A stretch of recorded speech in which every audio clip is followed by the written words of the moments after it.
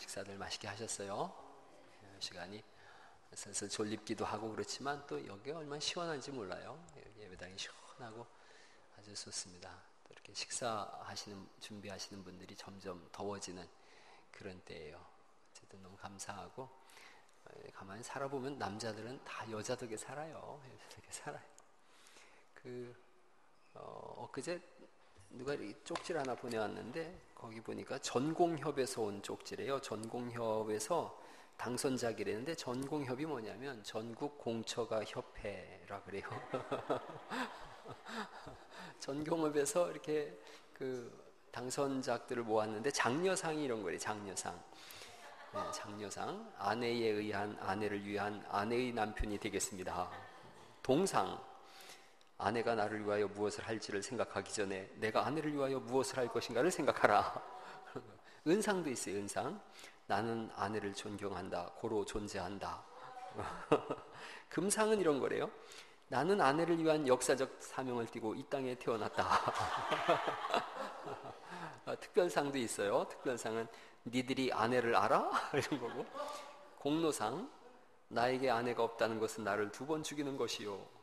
대상이 이제 궁금하죠. 대상이 뭐냐면, 내일 지구에 종말이 온다고 해도 나는 오늘 밥 짓고 설거지, 청소, 빨래를 하겠다. 이런 거래요. 남자들이 약해져 가고 있는 걸 자꾸 사회가 비판하고 있어요. 네?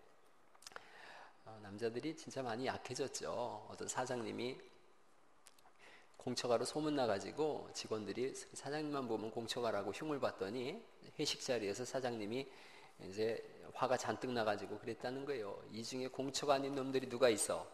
마누라가 안 무서운 놈만 거기 남고 무서운 놈들이 이리 와. 그랬더니 직원들이 눈치 보면서 다 왔는데 한 사람만 안 가는 거예요. 그러니까 너는 마누라가 안 무섭냐?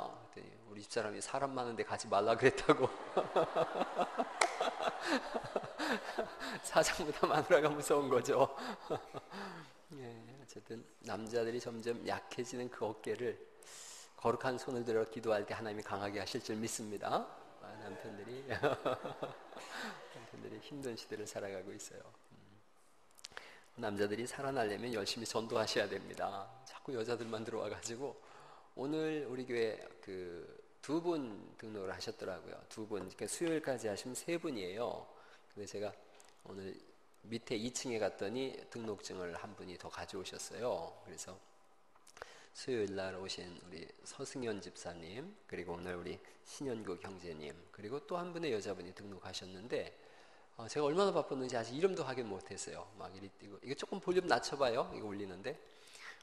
그랬는데 어쨌든 너무 감사한 거예요. 상담도 하고 다 같이 그런 시간을 가졌는데, 자꾸 교회 오는 이유가 지난주에도 제가 말씀드렸지만, 우리 교회 새로 오신 분이 서울에서 오셨어요. 서울에서 오시고 또 중국 주재원으로도 계셨고 그랬는데, 또 공부도 하시고 신학도 하신 분인데, 익산에 와서 깜짝 놀랐대요. 이렇게 기도가 막 살아있고 새벽에 기도하는 사람들이 넘쳐나고 이런 것들이 정말 충격이었답니다. 왜냐하면 지금 기도 소리가 다 사라지는 시대를 살아가고 있거든요. 기도 안 해요. 새벽 예배에 아무리 큰 교회도 잘 안 모이고요. 금요 예배는 없어진 지 오래고, 우리 교회 금요 예배 기도회 뜨겁지 않습니까? 금요 기도회를 한번 와보세요. 금요 기도회로 오면 갈릴리의 저력이 그 속에 숨어 있습니다. 힘을 내서 기도하고 그런 게 있어요. 자꾸 기도하시고 또 전도도 하는 그런 은혜가 있기를 간절히 바랍니다. 라면 음악회도 하나님께서 이렇게 열어주시고, 또 아마 좋은 일들이 자꾸 있는 것 같아요. 옆에 미즈베베에서도 우리 라면 음악회 후원하신다고 그래 보셨고, 내일 모레는 우리 교회 청년이 소개를 해줘가지고 하림 사장님 만나기로 했어요. 하림 사장님 만나서 뭐 돈을 주시든지 닭을 주시든지 뭘 주시든지 주셔야죠. 그래서 그러고 그제 시장님도 만났어요. 시장님 만나더니 깜짝 놀라는 거예요. 야, 이렇게 큰 저기를 하시느냐고. 그러면서 국장님 한 분을 알려줘서 국장님 만나고 주중에 그 팜플렛 나오면 가지고 가겠다 그랬어요. 그리고 뭐 시에서 지난번에 200만 원 또 지원도 받고, 그래서 점점 많이 돕는 일에 우리 교회가 특심이 돼 있지 않습니까? 이거를 이제는 점점 더 확장시켜 나가고, 그래서 교회의 본질대로 복음 증거하고 먹을 것을 주고 인재를 양성하고 문화를 개혁하는 그런 일에 우리가 하나 되어서 함께 해나갈 수 있길 간절히 바랍니다. 우리 아이들 이번에 일본 데리고 가는데 못 데려가는 아이들 때문에 목사님 늘 마음이 아픈 거예요. 다 가면 좋은데 사실은 전주 지역 같은 경우는 고등학생까지도 못 가요. 전주 지역은 대학생들만 뽑아서 가기로 했는데 우리 지역은 우리는 고등학생, 대학생인데 제가 중학생까지 넣었거든요. 중학생 6명을 넣었어요. 그랬더니 안 된다는 거예요. 중학생은. 그러는 걸 자꾸 일본하고 또 진행을 해나가시라 그러고 또 우리 아이들을 잘 교육해서 정말 비전을 품고 돌아올 수 있도록 그렇게 하겠다. 우리 교회 가족들이 기도하고 있다. 이제 그랬더니 어제 문자가 왔어요. 그러면 몇 가지 아이들 비전 세울 수 있는 그런 폼을 줄 테니까, 그 양식을 줄 테니까 그걸 써가지고 아이들도 일본에 대해서 또 자기 나름대로 비전을 세워나가는 준비를 하고 또 이걸 일본에 보내서 봐라 우리가 이렇게 준비하고 있다라는 것을 보내기를 원한다. 그래서 좋은 얘기라 그랬어요. 아무 생각 없이 갔다 오는 것보다 자꾸 한 번이라도 내가 왜 가는지, 가서 뭘 원하는지, 뭘 보고 싶은지, 갔다 와서 내가 뭘 해야 되는지 이게 사실은 더 중요한 거예요. 그래서 이번에 그렇게 한번 진행을 하고 이번에 우리 교회에서 주간 44명이 갑니다. 44명이 가는데 한 사람당 500만 원 정도씩이 일본에서 지원이 되기 때문에 우리 교회에서는 15만 원만 내고 가는 거예요. 35만 원을 내면 인천공항 도착한 걸 확인하면 20만 원을 바로 통장으로 바로 보내줍니다. 15만 원을 가지고 일본 9박 10일 최고의 예우를 받으면서 갔다 와요. 여기 가는 친구들이 일본 측에서 보면 우리가 대사인 거예요. 대사. 엠베서더로 가는 거예요. 그러다 보니까 좋은 대우를 해줘요. 제가 이게 올해 이게 5년 계획이에요. 근데 지난해 1년이 갔다 왔어요. 사람들이 일본에 지난해 150명 갔다 왔어요. 그래서 이번에 100명, 내년 후년 계속 이어지거든요. 저는 이것만 관계를 맺는 게 아니라 지금 싱가포르도 뚫고 있어요. 싱가포르 지역도 뚫고 있고 그리고 제가 이런 얘기들을 나눴더니 한 분이 알려주더라고요. 이렇게 음악하는 아이들 데리고 중국도 이렇게 갔다 왔대요. 중국도 중국에서 전부 초청을 해서 그때는 이제 말 그대로 연주 활동인 거예요. 그래서 저는 우리 아이들이 음악을 하기를 제가 원하는 이유는 음악이나 미술이나 이런 걸 하면 평생의 즐거움이에요. 평생의 즐거움이에요. 만약에 제가 어릴 때 교회를 다녔다면 오늘 오전 예배 때 같은 그런 채는 노래를 안 할 거예요. 어릴 때 제가 교회를 다녔다면 바뀌었겠지요. 근데 저는 25살에 교회 처음 가봤어요. 그전에 노래하는 거 해보지도 않았어요. 그러니까 타고난 음치인데다가 뭐 박치죠. 그런데 아내랑 살면서 그나마 조금 늘은 게 요 정도인데 아내가 4번 정도 레슨을 하면서 저한테 성악 레슨을 하면서 그러더라고요. 교정 안 되는 사람이 지구촌에 없다고. 그래서 저를 4번 정도 하더니 당신은 지구에 안 산 사람 같아 그러더라고요. 그래서 뭐 아내가 포기했어요 저를. 그랬는데도 이만큼 했거든. 이렇게 됐거든요. 뭐 지금도 아주 노래만 하려면 앞이 하얀데 우리 아이들이 여기서 이 앞에 서는 게요 여러분 보통 어려운 게 아니에요. 아무리 철석 간담을 가진 분도 여기 와서 대표 기도하라 그러면 다리가 후들후들 떨려요. 그럼요. 그런데 우리 아이들이 이 앞에 서거든요. 이거 쓰면 자꾸 앞에 서는 연습을 하는 거예요. 조금 지나면 제가 그렇게 할 거예요. 전에 그렇게 하다가 지금 안 하고 있는데 예배 중간 찬송을 한 아이를 정해서 특송을 하게 하는 거예요. 그럼 그 아이들이 뭐 어떤 아이는 그래요. 심장이 튀어나오는 것 같대요. 이거 하는데 심장이 튀어나오는 줄 알았대요. 근데 그런 시간을 자꾸 겪으면 편안해져요. 편안해지고 사람이 뭐 이렇게 조그맣대 이러면서 연주한다니까요. 그게 사람을 길러내는 거예요. 자꾸 길러내는 그런 일을 할 수 있도록 하시고 또 이렇게 교회 새로 오신 분들 잘 섬기세요. 오신 분들 제가 오전에 그 칼럼 썼잖아요. 제가 칼럼에 새로 오신 분들의 그 과거 사역을 잘 인정해 주라고 또 그분들이 여기 와서 더 좋은 사역들을 해나갈 수 있도록 길을 열어주는 거예요. 그런데 교회 오신 분들은 항상 뭘 느끼냐면 텃세를 느껴요. 우린 텃세를 안 부리는데 온 분들은 텃세를 느껴요. 그러니까 우리가 최대한 그분들이 불편하지 않도록 잘 섬기고 또 불편한 거 없느냐고 물어보고 또 제가 이제 할 일이 그런 거예요. 이번에 만약에 71년생이 오셨어요. 그러면 육려선교회 모시고 가서 자꾸 소개시켜드리고 그래서 외롭지 않도록 그렇게 신앙생활 하는 거예요. 교회 안에서 외로움이 없기를 간절히 축원합니다. 교회에 외로움이 없어야 돼요. 지난주에 제가 그런 말씀 드렸어요. 아모스서를 통해서 하나님께서 왜 그렇게 하나님이 화가 나셨냐면 가난한 자들을 압제했다는 거예요. 바산의 암소들아 너희는 배부르고 터지고 막 포도주를 마시고 술에 취해 있으면서 가난한 사람들을 압제했다. 가난한 사람들을 돌보지 않았다는 거예요. 그런데 너희에게 이제 살 길을 주는데 여호와를 찾으라 그런 거예요. 하나님께로 돌아오라. 돌아와야 되는데 돌아오는 방법에 대해서 제가 말씀드린다 그랬어요. 돌아오는 방법이 뭐냐면 첫째가 한번 따라해 보세요. 우상을 버리라. 예, 오늘 그 말씀만 드릴 거예요. 그래서 제가 이제 오후 예배도 짧게 이렇게 하고 여러분들이 아래층 내려가서 우리 교회 학교 애기들도 예배 드리는 것도 보고 그렇게 하세요. 또 일찍 가실 분들 일찍 가시고 탁구 좋아하시는 분은 탁구 라켓 6개 사다 놨어요. 아주 좋은 거 사다 놨어요. 탁구도 치시고 이렇게 교회 안에서 자유로운 시간들을 가지시면 좋겠어요. 우상을 버리라 라는 이 말씀은 참 중요한 말씀이에요. 우상을 품고 기도하면 죽어요.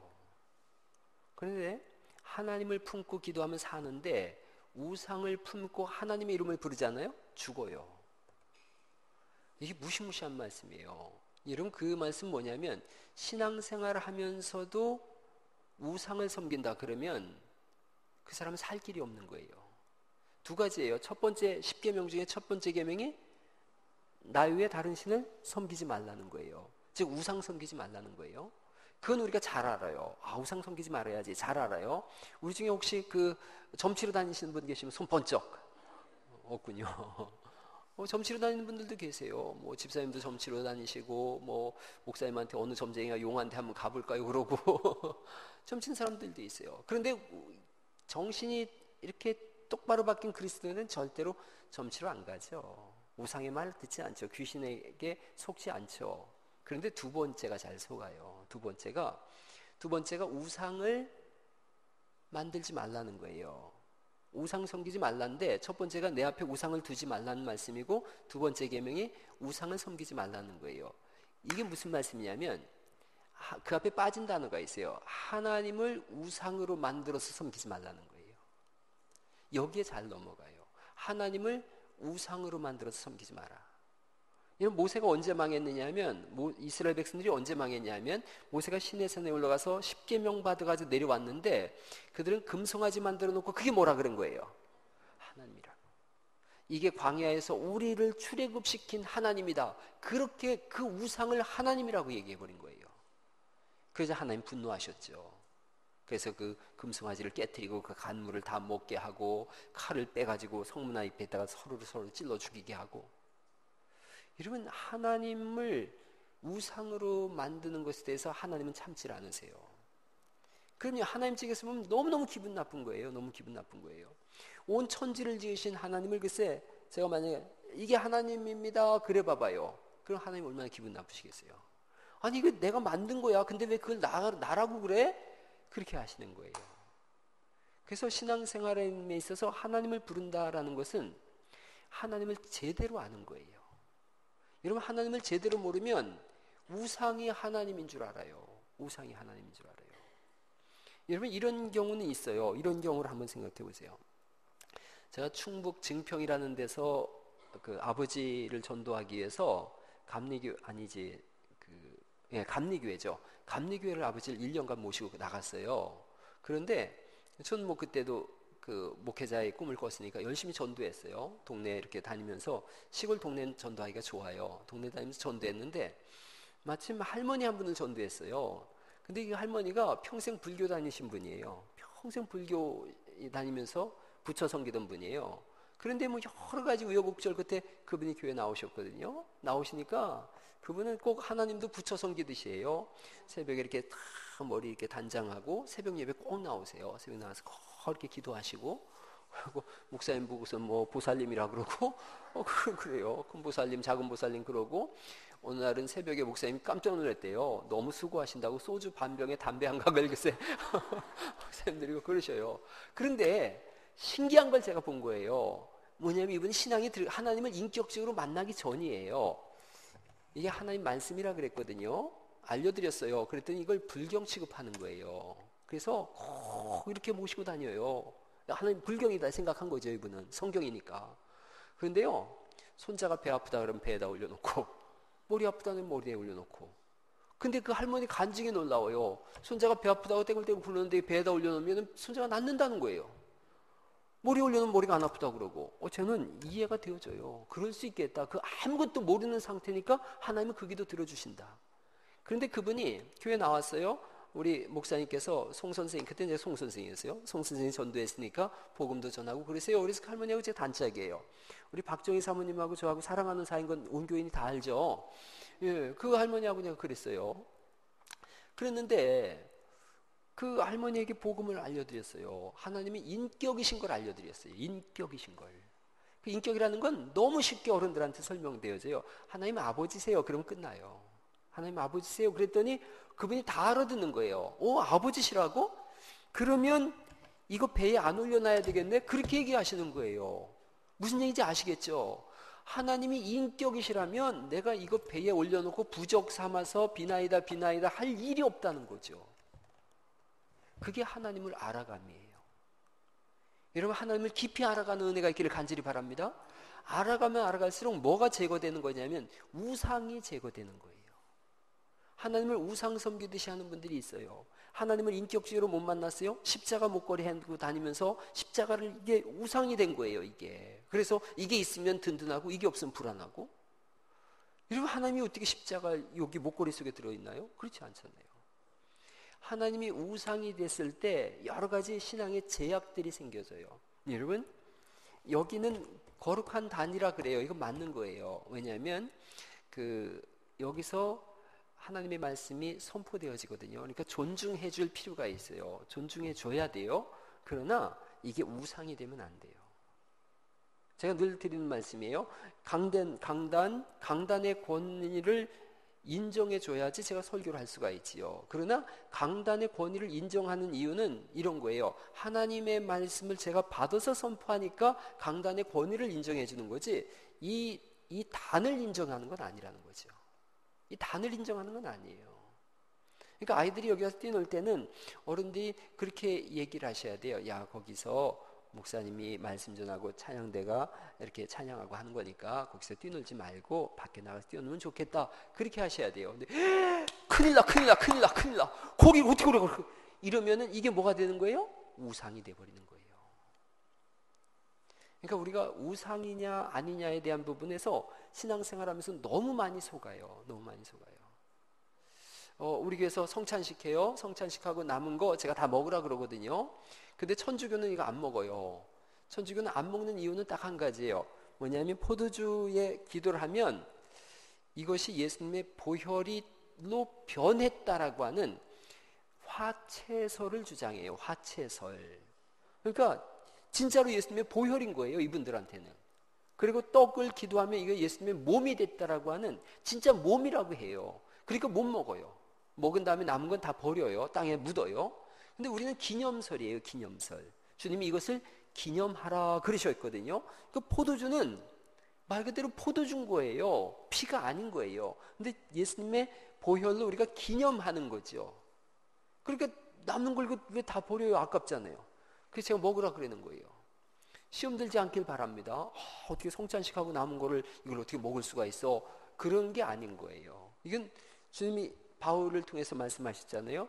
음식이 우리를 거룩하게 하는 게 아니라고. 음식이 거룩하게 하는 게 아니에요. 근데 자꾸 그렇게 신앙적인 부분에서 우상의 요소를 제해 나가는 거예요. 하나님을 알아가는 만큼 우상의 요소가 제해지는 거예요. 그리고 나중에는 하나님과 우리 사이가 정말 아버지와 아들, 아버지와 딸 사이처럼 긴밀함이 있는 거예요. 하나님은 두 가지 속성을 다 가지고 계세요. 하나는 공의의 속성이고 하나는 사랑의 속성이에요. 여러분, 공의의 속성은 두려운 거예요. 무서운 거예요. 그 무서움이 그냥 공포가 아니에요. 하나님은 공포의 하나님, 그게 아니에요. 여기서의 두려움이라는 건 한번 따라해 보세요. 경외함. 예, 경외함이에요. 경자가 공경할 경자에다가 외자가 두려워할 외자예요. 너무 공경해서 두려운 마음이 드는 거예요. 그런 거지, 하나님은 공포의 하나님이야, 우리가 잘못하면 죽여, 이런 분이 아니라는 거죠. 제가 새신자들하고나 이렇게 신앙 상담할 때에 제일 많이 듣는 말이 구약의 하나님은 무서운 하나님, 신약의 하나님은 사랑의 하나님. 그게 아니에요. 구약의 하나님을 왜 무섭다고 하느냐면 지나치게 공경함으로 인해서 오는 두려움이에요. 제가 우리 여기 왔는데 우리 이동춘 목사님을 굉장히 존경하는 형제 한 분이 있었어요. 그분이 저한테 그러더라고요. 이동춘 목사님께는 이렇게 식사 한번 대접하고 싶어도 두려운 마음 때문에 식사 대접을 못했다고. 그런 게 경외함이에요. 근데 하물며 하나님은 오죽하겠어요. 하나님 오죽하겠어요. 그런 것이지 공포를 조성해서 이놈들 다 죽일 거야 이러니까 두려워서 덜덜 떤다? 그건 하나님을 모르는 거예요. 하나님을 우리가 두려워해요. 그런데 그 두려움은 공경함에서 오는 경외함이에요. 경외함. 또 하나는 하나님은 사랑이에요. 끝없이 용서하시는 사랑이에요. 그래서 우리가 하나님을 만난다는 것은 이 두 가지가 자꾸 확장되어 가는 거예요.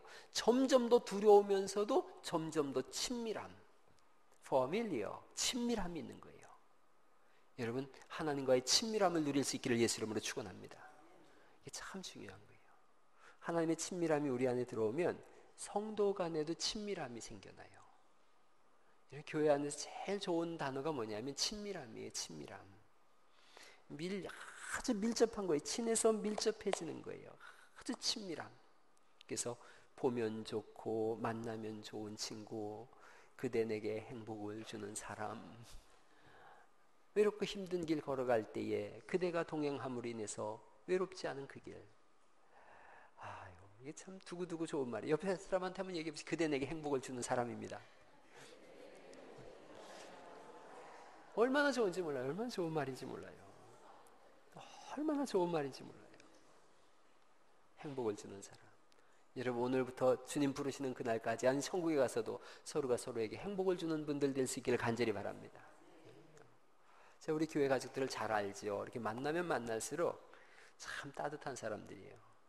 우리 교회 새신자 온 분이 갈릴리 교회 성도님들 참 좋아 보인다 그래서 제가 알려줬어요. 우리 교회 사람들 다 좋은데 제일 나쁜 놈이 나라고 그랬어요. 제일 나쁜 놈이 나라고. 이 목사가 제일 나빠요. 우리 교회에서 보면. 그런 정도로 여러분이 훌륭한 분들이에요. 서로가 서로에게 깊은 친밀함으로 다가가세요. 또 교회 안에서 어떤 사역을 안 하고 계신 분들이 계시면 사역의 장으로 뛰어드세요. 보니까 이렇게 찬양대 쓰니까 찬양대 낀 성도들끼리 친밀감을 갖잖아요. 친밀감을. 또 오케스트라도 요번에 이렇게 오늘 22명 아이들 섰는데 서로 어색하고 서먹서먹할 거예요. 근데 이 중에 거의 대부분이 일본 가거든요. 일본 갔다 오면 죽고 못 사는 사이가 될 거예요. 죽고 못 사는 사이가. 그게 친밀함이에요. 친밀함이에요. 교회 안에서도 여러분이 자꾸 친밀한 관계를 만들어갈 수 있길 간절히 바랍니다. 이렇게 찬양단 이렇게 오늘 이렇게 딱 섰는데 막 우리 정영선 집사님하고 장경자 권사님하고 둘이 딱 섰는데 어쩜 그렇게 사이좋은 시동생과 오늘 저기 형수님 같이 보이든지. 자, 구광 집사님 배 안 아프셨어요? 구광 집사님 착해서 몇 년 전에 그 전주 소리문화의전당에서 음악회가 열렸어요. 어떤 교수님하고 제 아내하고 무슨 뭐 10월의 노래인가 10월에 뭐 아침에 눈을 뜨면 뭐 이러면서 노래를 부르는 거예요. 10월의 어느 멋진 날, 10월의 어느 멋진 날 그걸 부르는데 우리 애들 둘까지 가가지고 글쎄 가족을 이룬 거예요. 그 교수하고 그 되게 못생긴 그 놈하고 우리 마누라하고 애들 둘하고 해가지고 뭐 아침에 눈을 뜨면 뭐 어쩌고 하고 난 저기 앉아서 사진 찍고 있고. 그때 제가 결심했어요. 노래를 배우리라. 노래를 꼭 배우리라. 그래서 지난해 바자회 때 제가 그 아내하고 둘이 10월에 어느 멋진 날을 불렀지 않습니까? 불렀는데 제가 아내 손을 꼭 잡았더니 사람들이 참 사이가 좋다 그랬는데 사실은 다리가 떨려가지고 손을 잡았어요. 노래하면 저는 그렇게 힘들거든요. 그래서 그랬는데 이게 참 보기 좋잖아요. 그러면서 찬양단 자꾸 만들어 가세요. 지금 우리 찬양단에 제가 얘기를 들어보니까 베이스 기타가 없는데 우리 아들 녀석이 베이스를 잘 쳐요. 그럼 베이스를 치면 드럼이 빠지잖아요. 누가 드럼 치는 분들이 우리 교회에 많다 그러던데 드럼은 누가 오면 좋겠어요. 드럼 오면 우리 아들 녀석이 베이스 치면 좋겠어요. 저 녀석이 드럼을 가르쳐 놨더니 지 혼자 신나가지고 교회가 떠나가도록 치는 거예요. 그래서 맨날 작게 치라 그랬는데, 그래서 제가 드럼으로 베이스로 빼버리면 베이스 이렇게 치고 드럼을 누가 이렇게 치면 좋을 것 같아요. 교회 안에서 여러분 친밀감을 누리기 위해서라도 자꾸 남선교회, 여선교회 모임도 참석하시고 구역예배도 참석하시고 각 선교회 모임도 가질 수 있기를 간절히 바랍니다. 우상을 빼버리는 거예요. 우상을 빼버리고 하나님과 인격적인 관계를 자꾸 만나가는 거예요. 열왕기상 19장에 아수르 왕이 쳐들어왔어요. 아수르 왕이 쳐들어가서 다 그들을 멸망시켰어요. 유대 땅을. 왜 멸망시켰습니까? 라고 하나님께 여쭤봤더니 성경 말씀이 저들이 우상 섬겼기 때문이라는 거예요. 오늘 우리가 읽은 말씀 중에 길갈, 베델, 브엘세바, 여기가 다 하나님 만났던 자리예요. 길갈은 여호수아가 요단강 건넌 다음에 거기에 하나님 만난 기념비석을 세웠지 않습니까? 그게 길갈인데, 글쎄 이스라엘 사람들이 단과 베델, 길갈, 브엘세바 여길 다 산당을 만들어 놓고 여기서 다 우상 숭배를 한 거예요. 베델이 어떤 곳이에요? 야곱이 길 떠났다가 처음으로 하나님 만나고 여기야말로 하나님의 하늘의 문이로구나. 베일 투 엘, 하늘의 문이구나. 하나님을 내가 여기서 만났구나. 그런 곳인데, 그래서 거기다 송아지 만들어 놓고 이게 하나님이라고 하니까 하나님이 어떻게 하시겠어요? 멸망시킬 수밖에 없지요.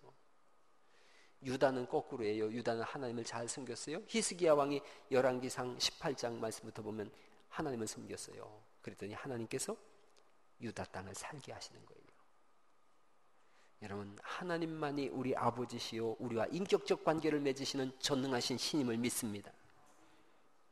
인도에 썬다싱이라고 하는 아주 금세기 최고의 목사님이 계셨어요. 돌아가셨지만 인도 분인데, 이분이 인도는 힌두교죠. 힌두교에 믿던 분인데 선교사에게 영어를 배우다가 복음을 들었어요. 고민이 된 거예요. 과연 힌두교 신이 진짜 신인가, 예수 신이 진짜 신인가, 갈등이 있는 거예요. 너무 갈등이 심하니까 이분이 응답이 없으면 내가 차라리 죽어버리겠다. 그러고 기차가 오는 선로에 딱 누운 거예요. 선로에 누워서 누가 진짜 신인지 내가 모르겠는데, 예수 신이요, 당신이 진짜 신이라면 내게 음성을 들려주시오. 아무런 응답이 없는 거예요. 그런데 기차가 오고 있는 거예요. 나 여기서 차라리 죽어버리겠다. 기차가 저쪽에서 막 기적소리를 누리면서 오는데, 나에게 응답하시오. 나에게 응답하시오. 당신이 진짜 하나님입니까? 나에게 응답하시오. 기차가 다가오는데 그때 빛이 가득해지면서 예수님이 썬다싱에게 나타난 거예요.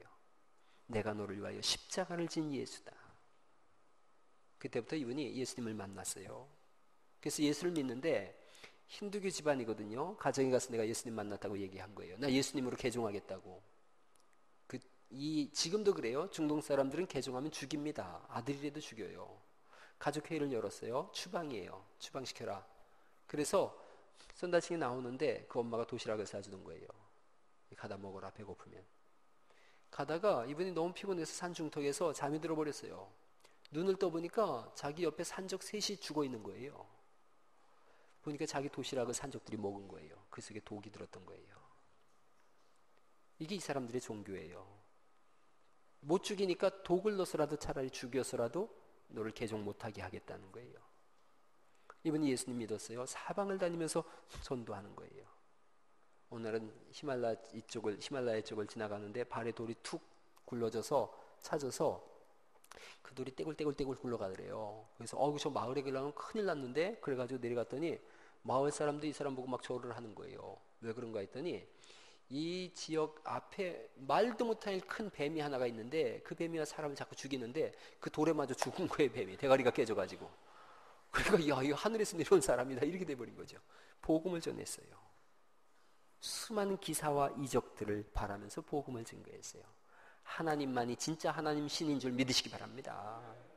한국에 썬다싱이라고 하는 분 중에 길선주 목사님 계세요. 길선주 목사님은 한국의 썬다싱이라 그래요. 유아기 청소년기를 불교에 푹 젖어서 지내다가 청년이 돼서는 선악에 또 빠졌어요. 선악도 여러분, 선악에 빠진 사람 보면 이건 보통 귀신 역사가 아니에요. 제자리에 딱 무릎 꿇고 이렇게 가부좌를 딱 들고 앉아가지고 둥둥 뜨기 시작하면 막 10m까지 막 뜨는 거예요.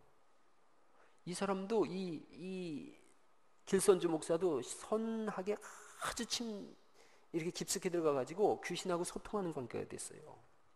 그래서 앉아서 막 공중부양을 하는 거예요. 공중부양을. 29살 때 김종섭이라고 하는 친구가 와서 예수님을 전했어요. 그래가지고 3일간 기도해보자 그러고 기도했는데 아무 응답이 없는 거예요. 그러더니 3일째 되는 날 이분이 본 환상이에요. 옥피리 소리가 확 들려오면서 주님께서 말씀하신 거예요. 내가 예수다 그러신 거예요. 이분이 복음을 받아들였어요. 그래가지고 100일 동안 방 안에서 기도하고 성경만 읽고 신학을 하고 목사가 됐어요.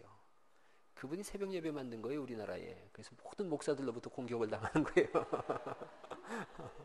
길선조 목사님. 얼마나 훌륭한 분인지 몰라요.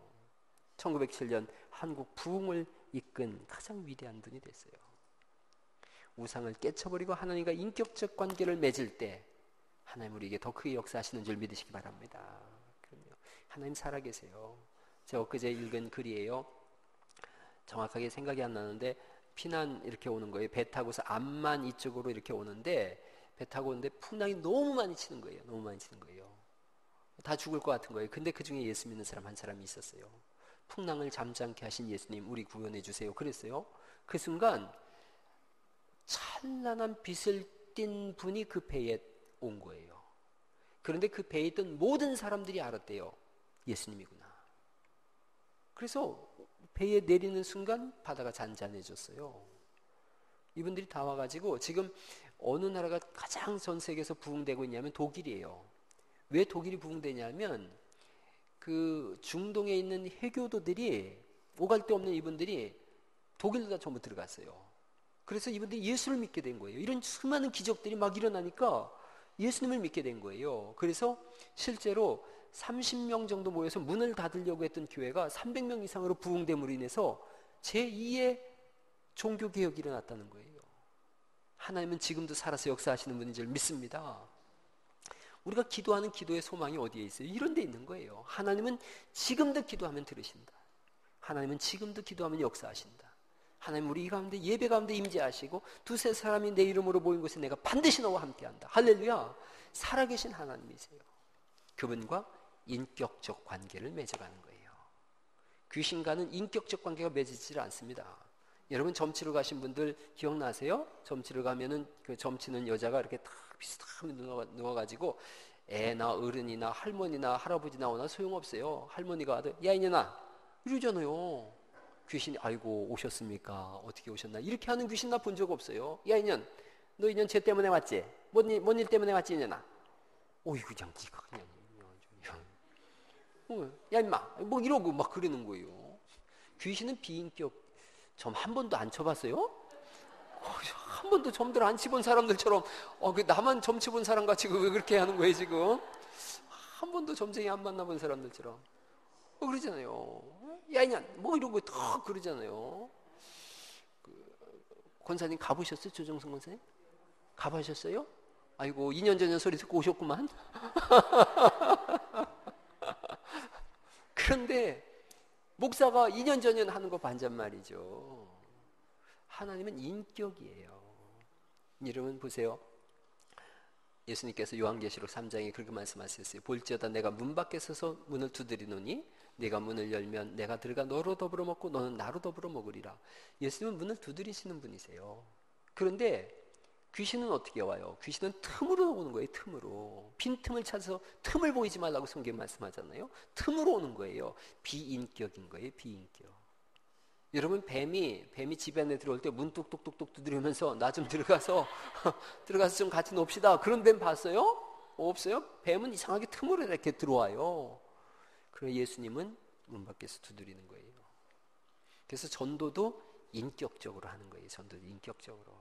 우리 갈릴리 교회 아직들이 되게 인격적이에요. 보면 이 비인격 조금 무례한 전도가 있어요. 예수 전도 불신적 좀 무례한 전도예요. 무례한 전도예요. 그 청년들이 다 도망가 버려요. 지금 우리나라의 청년이 37%에서 9%로 확 줄어버렸어요. 복음화율이. 다 예수 전당 불신적 이러고 다니고 해결해 막 그러고 귀신 막 이러면 다 도망가지 뭐 이걸. 인격적으로 대하는 거예요.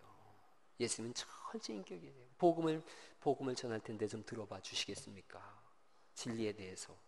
그런 거예요. 여러분, 자꾸 하나님과의 우상의 관계를 깨뜨려 버리시고 인격으로 만나시고 더 깊이 만나시고, 주님을 만나는 방법 세 가지 제가 말씀드렸어요. 어떻게 인격적인 관계가 이루어지려면 지정의가 이루어져야 된다 그랬는데, 지식적으로 성경을 자꾸 연구해 나가는 거예요. 정서적으로 기도하면서 하나님과 깊은 친밀감으로 나가는 거예요. 찬송을 통해서 깊이 나가는 거예요. 의지적인 믿음의 결단을 끊임없이 해 나가는 거예요. 그렇게 함으로 인해서 인격이신 하나님과 깊은 영적 관계를 맺어가시고, 믿음의 명문 가문 속에서 날마다 도우시고 세워주시는 하나님을 경험하는 은혜가 있기를 주 예수님의 이름으로 축원합니다.